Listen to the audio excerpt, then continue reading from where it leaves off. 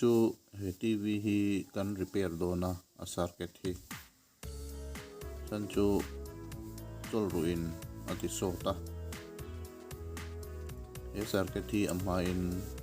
atharin kalo thak to a chuan rei lo te a chol ruin ati sota he hi ania he re pro vek to a horizontal section laya alo oma TV hi ati chele ani achiat nuwa anei tu tenanda bangwanga zute in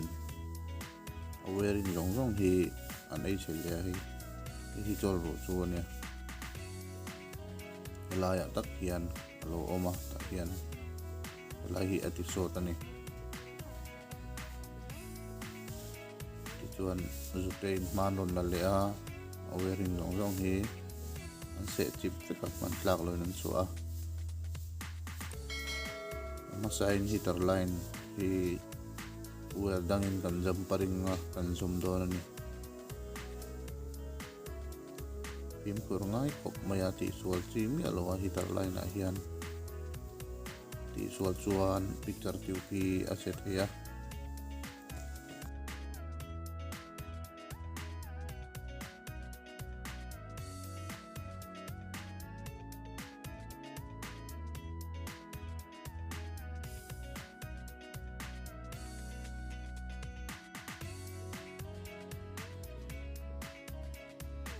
tiyan kan zoom deu zung wearing zoom chung hi hun adu rei via ti so chi lo uluk dewa zoom ngai char ngai ania ambichil thei sia phim kor dewa soldering ngai a ain si lo tur ania wer pathum kalso ga chungde pathum chu ain to tin zoom don ni 180 volt kaltela heater line kaltela ground kaltela chungde pathum chu hian ka zom don ani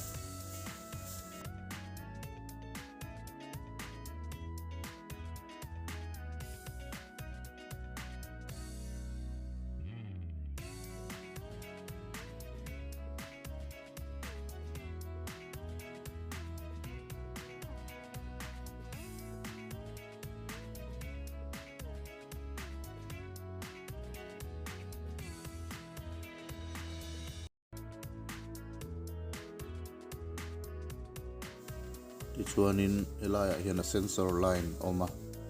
remote ne na ain manna sensor line oma heng tu poi hi ase chum veka yang lai poi ka zom dona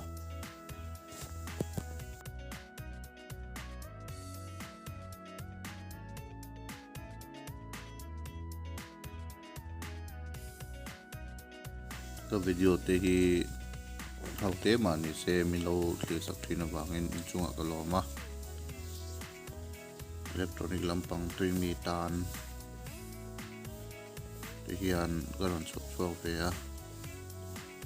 eng malai te milo riat ve theinan te garan tilang ve thina tin ka channel la subscribe bo ten ongain milo subscribe nga zel bokula belai content long metanga video garon upload masak ber aron lang mai don ani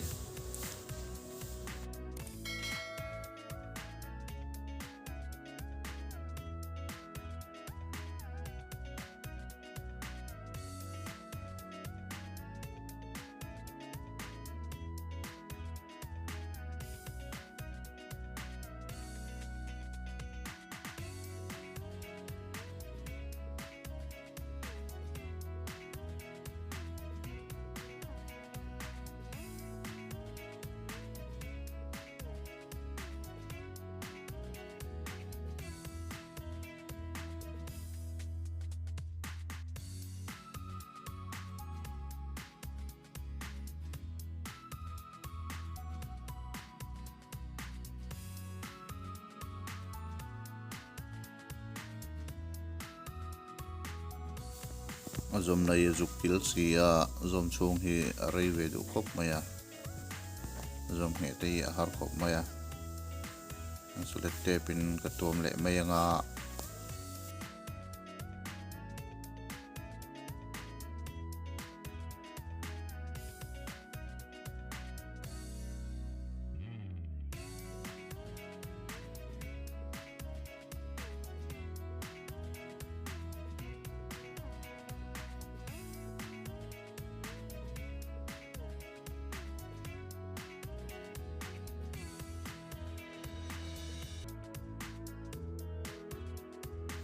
Sazuin an du sil to hi chuanin a wearing hi himdam thatakin an zualon ei chip tek an se chip tek zela wearing thatle de boy thak khop maya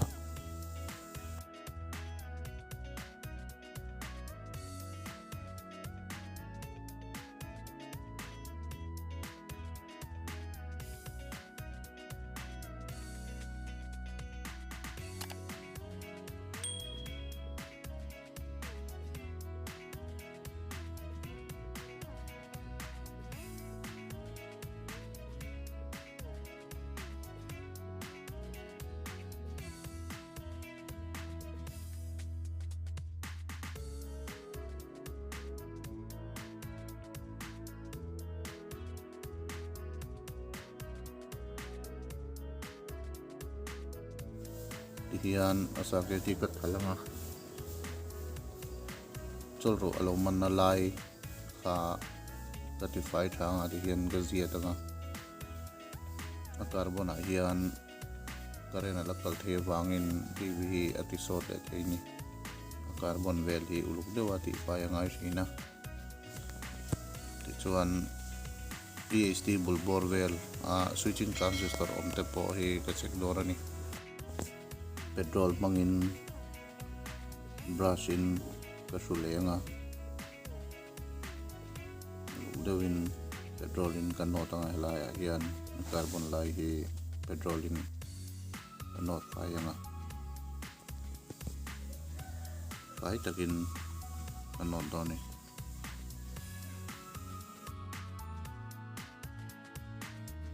switching transistor hi ka disconnect nga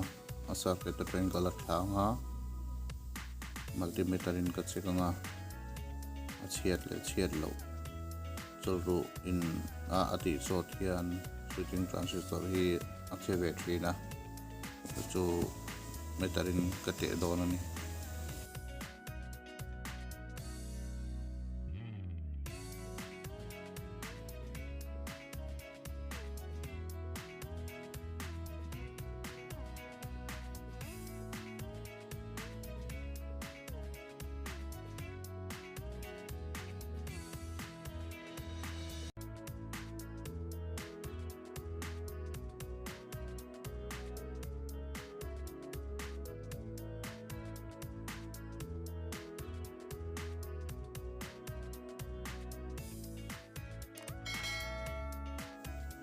hi switching transistor chu ania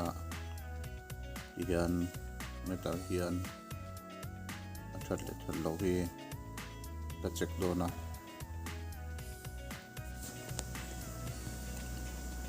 a chelo chon ka ria a metal reading po adi khop maya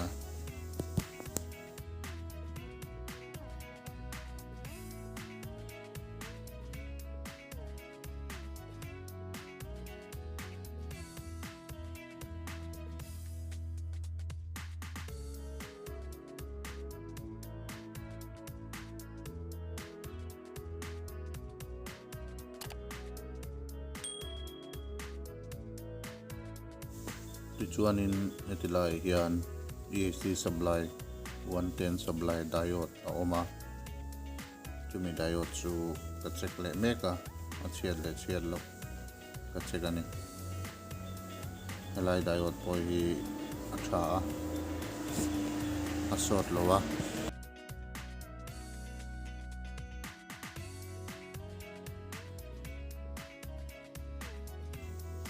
chong tu pa bera thi de ya ngai nam lo re ang khong ai thak phian le nga la che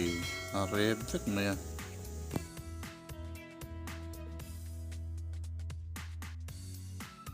an thi chiang mai ko pa ai a ro thot me ya etila ya tak hian alo mana he carbon huam me ya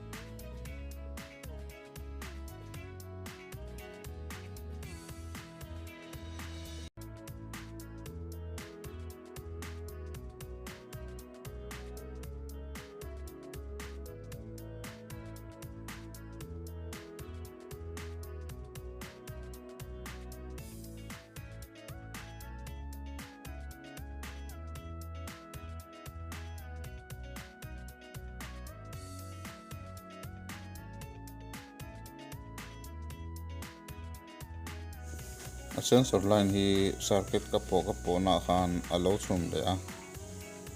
hi ka zom thale anga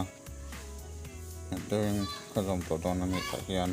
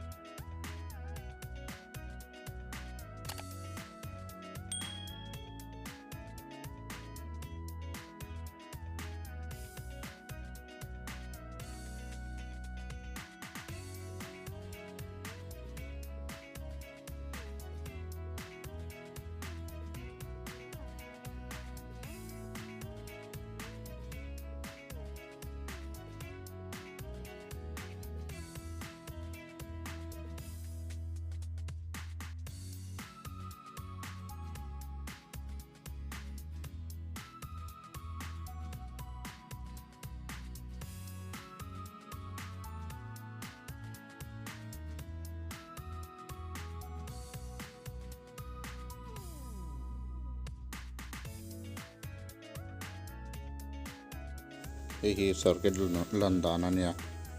GTR ultra slim Chinese circuit ani socket te kan han vid lot sin ha te hian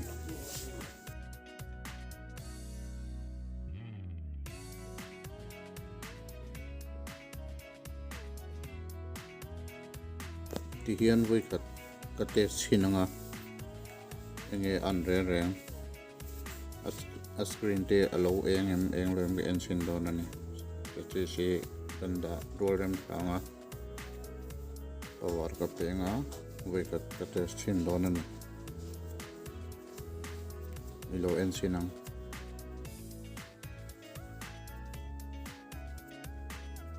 blue bed chu theya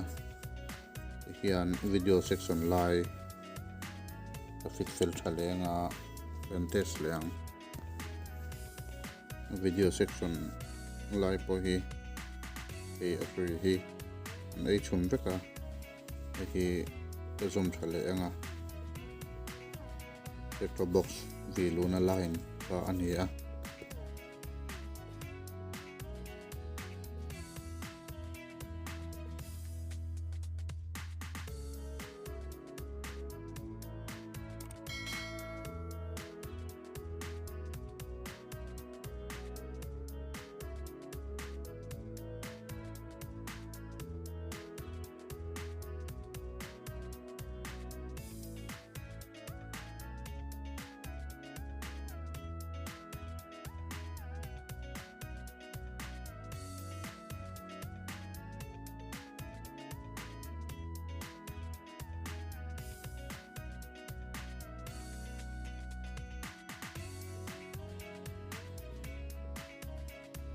sa zu te hi zong a tu tan pon hian ven har khop maya tin mo hi TV chunga tianin an lu tu riau maya ti chon chol ru te po hi an lu tu khop maya chunga hian TV chunga hian an lo tui thin bok nen hian TV an on roll hian circuit noi lama an hian TV on roll che hian in de hian amana TV sebok ran nong a chol ro te po an thi boka oi an khoi thui the khop maya hian a TV amalam jong chu no langa hi ra hian TV nung lampanga TRC socket omna lai wiring hi gazum thale don ni ambul te hinan se chum beka hi ti hian gazum don ani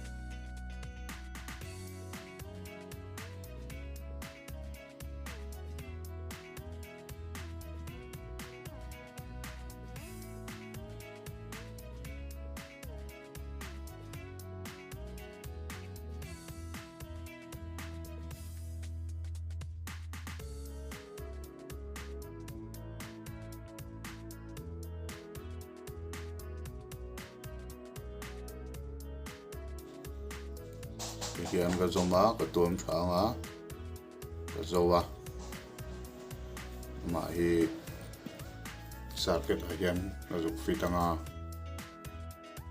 vì cái test lại chi năng à alem te alang thiam te ka endo na ni PRC ka bit load me ka rena plugila athaim thalo em lo enila alem alang thiam alem chu alang thia ki atha khop maya malam zong in han test le nga